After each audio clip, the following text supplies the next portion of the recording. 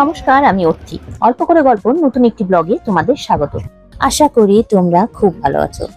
আজ কোদাইকানালে থাকার আমাদের শেষ দিন, আর সকালবেলা ঘুম থেকে উঠে এমন সুন্দর একটি দৃশ্য আমাদের সামনে ভেসে উঠলো।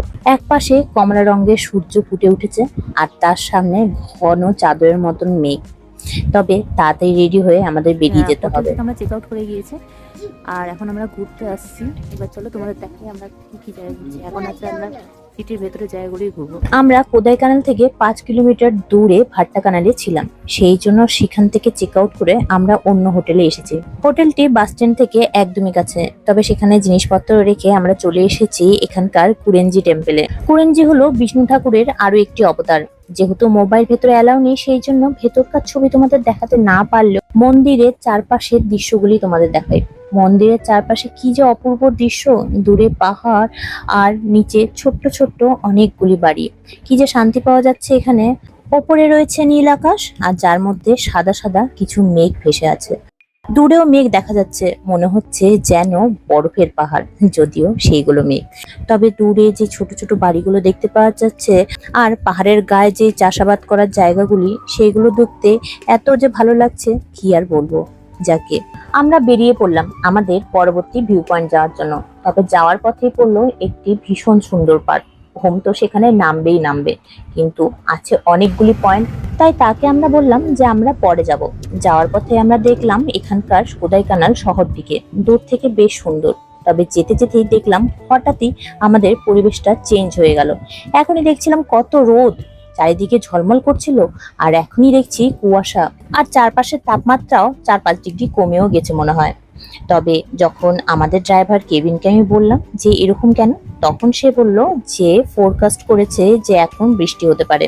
তবে সে এটাও বলল যে এখানে যখন তখন বৃষ্টি হয়, যে বৃষ্টিকালেই যে শুধুমাত্র বৃষ্টি হবে তার কোনো সিওরিটি নেই, যে কোনো সময় বৃষ্টি হয়ে যেতে পারে। সেই জন্য এখানে যারা আসে তারা বেশিরভাগই ছাতা বা রেনকোট নিয়ে আসে। কেবিনের কথা শুনে আমি এটা বুঝতে পারলাম যে এইগুলো কোনো কুয়াশা নয়, এইগুলো মেঘ। মেঘের মধ্যে দিয়ে যাচ্ছি আজ আমরা। তবে যেতে যেতে দেখলাম আবার রোদ হয়ে গেল, আর সামনেই রয়েছে আরো একটি ভিউ পয়েন্ট। এই ভিউ পয়েন্টটা দেখার ইচ্ছা আমার অনেকক্ষণ ধরেই ছিল। যখন গুগলে সার্চ করছিলাম, এই ঝর্ণাটা বারবার আমার চোখের সামনে ভেসে উঠেছিল। আর যখন আমি বাসে করে আসছিলাম, রাস্তার উপর থেকে আমি এই ঝর্ণাটি দেখেছিলাম। এখন নিচ থেকে এই ঝর্ণাটা দেখছি। বিভৎস সুন্দর, নাম সিলভার কাস্কেট। সত্যি যেমন নাম তেমনই ঝর্ণাটা। জলগুলো একদম সাদা, ঠিক সিলভারের মতন। তবে এই ঝর্ণার চারপাশের দৃশ্যটাও তোমাদের দেখিয়ে দিই। এটা যেহেতু শহরের একদম মাঝখানে, সেই জন্য সেরকম নিরিবিলি না হলেও একদম যে ভিড় সেটাও নয়।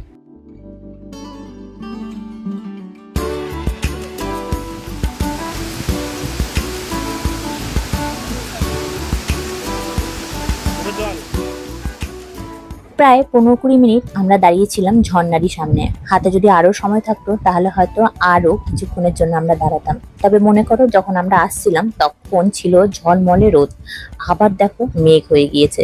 কখন যে বৃষ্টি হবে সেটাই একটা ভয়। যদিও ওমের জন্য রেনকোট আমি এনেছি, কিন্তু আমাদের জন্য কিছু নেই। বৃষ্টি শুরু হলে আর কোনো ভিউ পয়েন্টেই যাওয়া যাবে না। যাকে চলতে চলতেই আমরা চলে আসলাম এখানকার মিউজিয়ামে। কলকাতার বা অন্যান্য জায়গার মিউজিয়াম যেমন হয়, এখানকার মিউজিয়ামও ঠিক সেরকমই। এখানেও রয়েছে পুরোনো দিনের সেই কয়েনগুলো। যেহেতু কাঁচ দিয়ে ঢাকা, সেই জন্য হয়তো তোমাদের ভালো করে বোঝাতে আমি পারছি না। তবে একটি ইন্টারেস্টিং জিনিস আমার চোখে পড়লো। এই যে এই মাটির পটগুলো দেখো। আগেকার দিনে মৃতদেহকে এই পটগুলির মধ্যে রাখা হতো, তারপর পট সমেত সেইগুলি মাটির ভেতরে পুঁতে দেওয়া হতো। কলকাতা মিউজিয়ামে এমন ধরনের পট আছে কিনা সেটা আমার ঠিক মনে পড়ছে না। যদি তোমরা জেনে থাকো তাহলে কমেন্টে অবশ্যই জানিও। সামনে অনেকগুলি পাখিও আছে।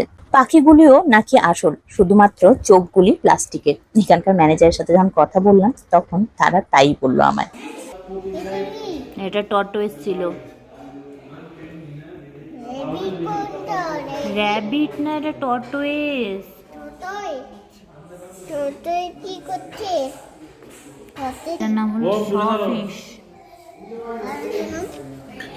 এত কিছু জিনিস দেখে আমার ছেলে শুরু হয়ে গিয়েছে বিভিন্ন ধরনের প্রশ্ন। টর্টয়েস যেমনি দেখলো তেমনি তার মনে পড়ে গিয়েছে টর্টয়েস আর র্যাবিটের গল্প। সেই গল্পটা আছে না, যেখানে র্যাবিট ঘুমিয়ে গেল আর টর্টয়েস জিতে গেল, ঠিক সেই গল্পটাই। কচ্ছপ ছাড়াও ছিল অনেক বড় বড় সামুদ্রিক প্রাণীর কঙ্কাল, যেগুলো আমি যতটা পারলাম ওমের কাছে এক্সপ্লেনও করলাম। দেখছি এখানে ছোট্ট ছোট্ট জারের মধ্যে সাপ, বিচ্ছুর মৃতদেহ রাখা আছে। তবে আমাদের গ্রামে বিচ্ছুকে বলা হয় বিছা। করে রেখেছে। কি এটা কে?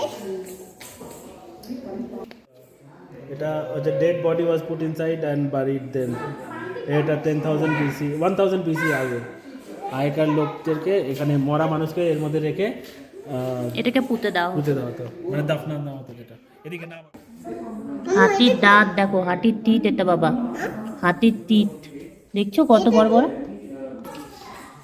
এটা ক্রোকোডাইল, তাই ক্রোকোডাইলের তিত দেখেছিস কত বড় বড়? লেবিল কোথায় লেবিল? র্যাবিট নেই, এটা ওই ক্রোকোডাইল। আমার ছেলের একই কথা, এতগুলো প্রাণী আছে তারপরও তার শুধু একটাই প্রশ্ন, র্যাবিট কই আর র্যাবিট কই। যাকে দেখলাম বিভিন্ন ধরনের শঙ্খ, ডলফিনের মাথা, সজারুর কাঁটা, স্টার ফিশ, আরো অনেক কিছু। মিউজিয়ামের আরো ভিতরের দিকে আমরা চললাম, দেখলাম বাঘ আর পাহাড়ি ছাগলের কঙ্কাল। পাহাড়ি ছাগল এত বড়! যাকে সামনের দিকে এগিয়ে আসলাম আর দেখলাম বিভিন্ন সাপের তাদের খোলসগুলো বেশ চওড়া, না জানি সাপটা কতটা মোটা হবে। আছে আরো বিভিন্ন প্রজাপতিরও কালেকশন। তবে আমি আশ্চর্য হয়ে গেলাম কুরেঞ্জি ফুল দেখে। আসলে কুরেঞ্জি ফুল 12 বছরে মাত্র একবারই ফুটে, তাও আবার নীলগিরি পর্বতেই। আর এই ফুলের কালার অনেকটা পার্পল ব্লু কালারের, যার জন্য নীলগিরি পাহাড়ের নাম নীল মানে ব্লু আর গিরি মানে মাউন্টেন। তবে একটা জিনিস দেখে আমি একটু দুঃখ পেলাম, এখানে গর্ভাবস্থায় বাচ্চাদের কিভাবে এভলিউশন হচ্ছে তারই একটি সংক্ষিপ্ত বিবৃতিও দেওয়া আছে। মানে 4 মাসে, 5 মাসে, 6 মাসে, 7 মাসে, 8 মাসে, 9 মাসে প্রত্যেকটা বয়সে বাচ্চারা কতটা বড় হচ্ছে তারই ডেড বডি এক একটা করে জারে রাখা আছে। তবে মানুষের ডেড বডি ছাড়াও আরো অনেক পশু পাখির ডেড বডিও রয়েছে। তবে মানুষের ডেড বডি, বিশেষ করে 9 মাসে যে বাচ্চাটা আমি দেখলাম, সেটা দেখে যেন আমার মনটা কিছুক্ষণের জন্য স্থির হয়ে গেল। আসলে আগে এই ধরনের অনুভূতি আমার হয়তো হতো না। যখন আমি কলেজে পড়তাম তখন কলকাতার মিউজিয়ামেও আমি এরকম ইভলিউশন দেখেছি, তখন আমার মধ্যে সেরকম কোনো ফিলিংস আসেনি। আর যখন ওম আমার কাছে এসেছে, আমি একটা বাচ্চার মা হয়েছে, তখন এই সমস্ত ছবি দেখে যেন মনটা আমার আঁতকে ওঠে।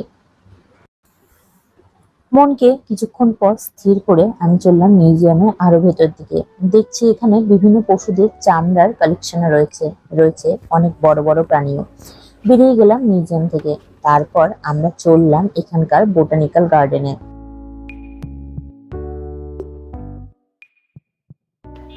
তোমাকে আমি দেখাবো।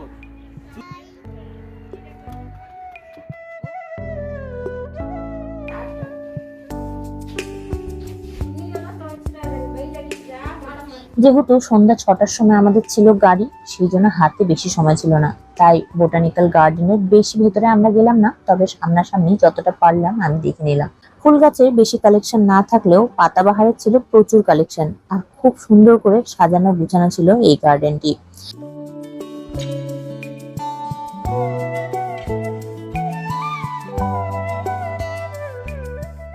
বোটানিক্যাল গার্ডেনের ঠিক উল্টো দিকেই রয়েছে কোদাইকানাল লেক। কোদাইকানাল লেকটি একটি আর্টিফিশিয়াল লেক। আমরা লেকে এসে প্রথমেই বোটিং করার জন্য টিকিট কেটে নিলাম।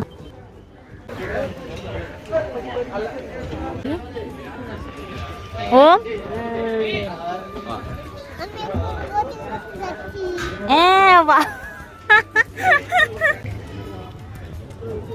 হ্যালো, ও মেজে দিকে হ্যালো টুপি উঠাও।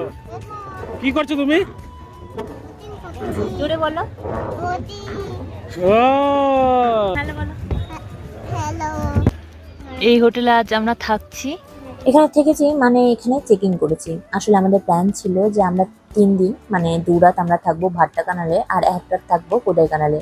কিন্তু ভাট্টাকানাল জায়গাটি আমাদের এতটাই ভালো লাগে যে আমরা সেখানে একদিন এক্সটেন্ড করে আমরা সেখানেই থেকে যাই। আমার ওই হোটেলটা বেশ পছন্দ, ওটা আমার ঠিক দেখা হয়নি, মানে যখন আমরা দেখছিলাম তখন এটা আমার দেখা হয়নি। ভালো এটা আমি থাকতাম হয়তো, বেশ সুন্দর।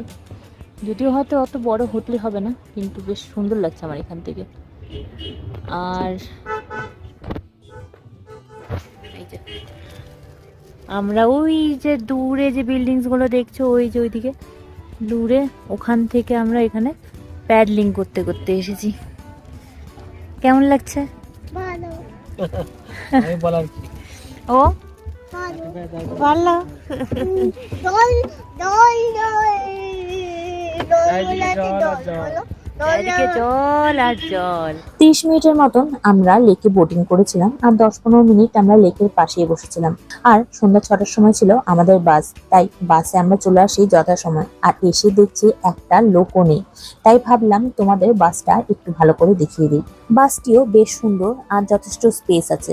তবে আমরা যখন চেন্নাই থেকে কোডাইকানাল এসেছিলাম, সেই বাসটি মনে হয় বেশি ভালো। সেখানে আমার মনে হচ্ছিল একটু বেশি স্পেস রয়েছে। তবে এখনকার মতন আমাদের কোডাইকানালের ব্লগগুলি শেষ হচ্ছে, আর এরপরে আসবে আমাদের ডেইলি ব্লগগুলি। সঙ্গে থেকো, সাথে থাকো। Thank you.